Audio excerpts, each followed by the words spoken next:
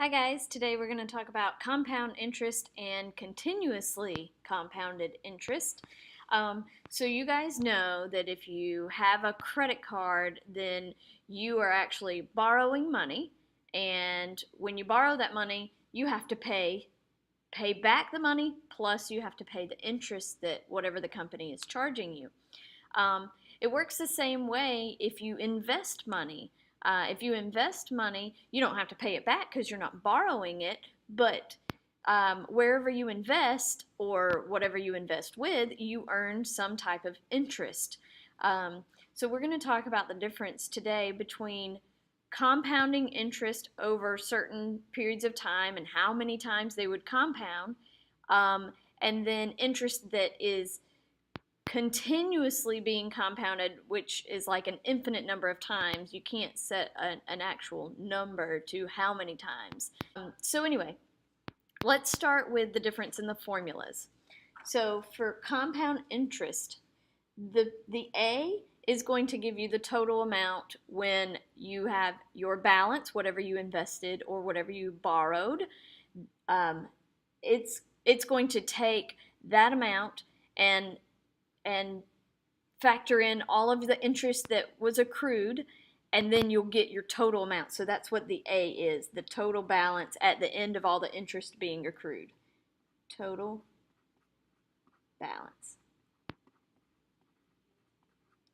The P, that's the principal amount. That is your starting balance or your initial balance.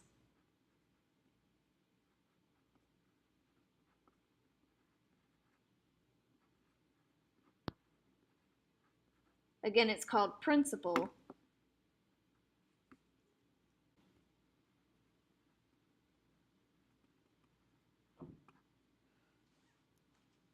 Okay, the R is the rate, whatever your interest rate is.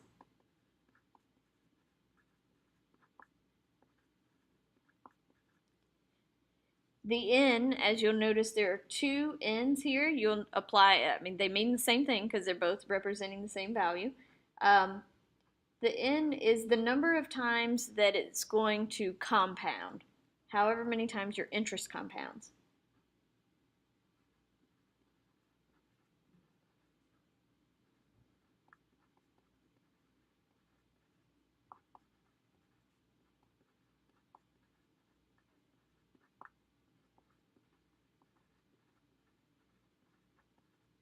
And then the T, of course, is the length of time that you are going to leave the investment alone, or the length of time that you are seeing what's going to happen. So it's just time. Okay, we're going to start with just compound interest for now so I can show you the difference between them. Okay, so starting with this first problem, it says Karen has $1,000 that she invests in an account that pays 3.5% interest compounded quarterly. It's very important. Quarterly is telling you how often it's being compounded. Okay, so that's really important. How much money does Karen have at the end of 5 years? Okay, so there's a lot of numbers here. We've got $1,000, and that's what she's investing. That's the starting amount. So we're going to start with A equals $1,000 times 1 plus. Now we're looking for the rate. The rate is the percentage of interest. Okay, I'm going to go ahead and change that to a decimal. So I'm going to put 0.035. And the number of times it is compounded, well, it compounds quarterly. When you think quarterly, you think of by fours. Okay, quarters, 4 quarters in a dollar, a quarter, 1/4. We sometimes refer to that as a quarter. So 4 times is how often it would be compounding. So the N is 4. Okay, and of course we need that 4 again for up here for this N times the T time, 5 years. Now all of this just is going to get put in your calculator. Let me get mine ready.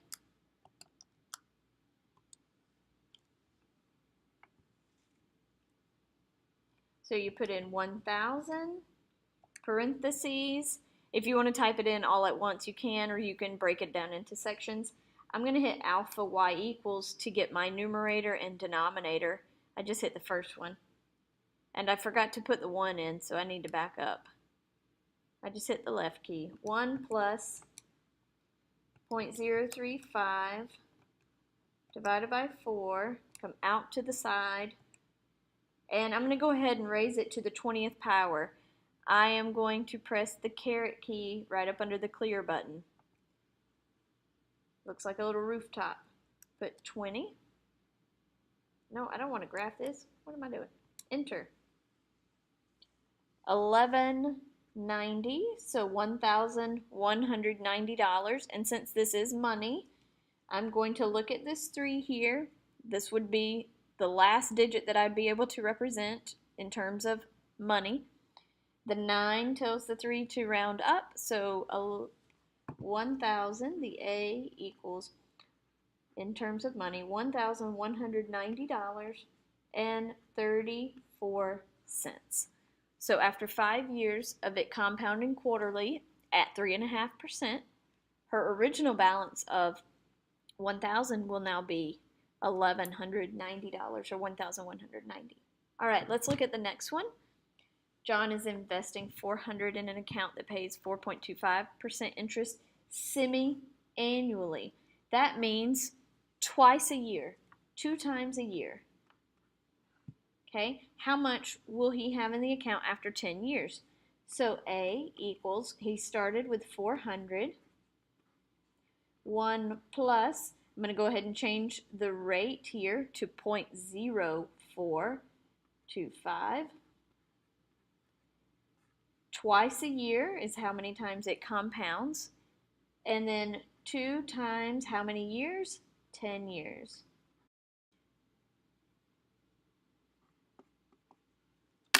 So we'll type in to the calculator 400 times 1 plus, I hit alpha y equals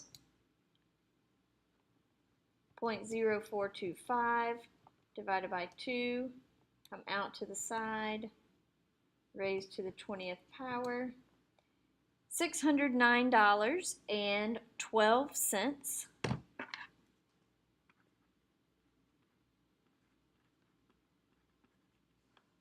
That is his new balance. All right, so those are pretty straightforward. Notice you've got things that you need to look for, and the key in those is when it tells you how much it's compounding, you look for how often is it compounding. All right, the second type is continuously compounded interest. The A is still the amount that you will have left over. P is still principal, just like the last one. E, that is your irrational number that we talked about in the last video, the natural base E. So this is a number here. So it's not a variable. You don't plug anything into it. You just use E on your calculator. The R, again, is your rate, and T is time. So rate, time,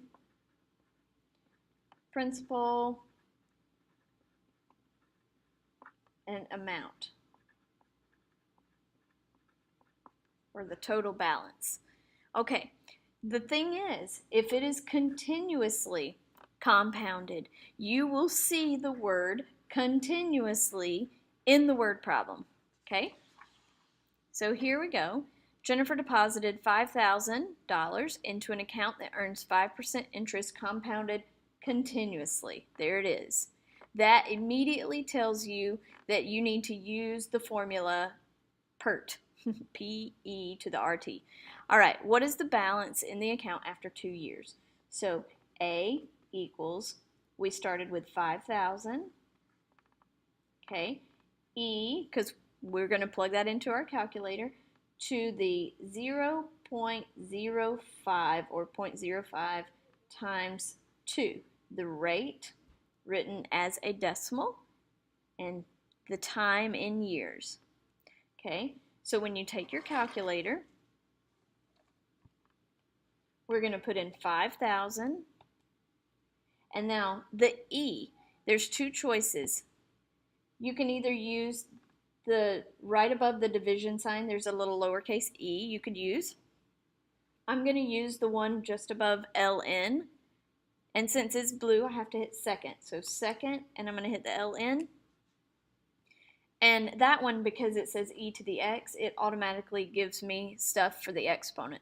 The other one, if I use this one over here, then I'll just have to use the caret key to put something in the exponent. All right, I've got 0.05 times 2, 0.05 times 2.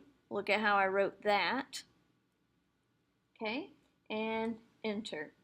$5,525.85.